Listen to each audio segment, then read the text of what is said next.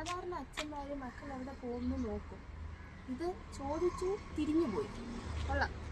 20 രൂപ തരാനുണ്ടോ? ബൂസ്റ്റ് വാങ്ങാൻ. നിങ്ങൾ വിചാരിക്കും നമ്മൾ വലിയ ബോട്ടിൽ മേടിക്കും. പക്ഷെ അല്ല, 20 രൂപയുടെ ബൂസ്റ്റ്.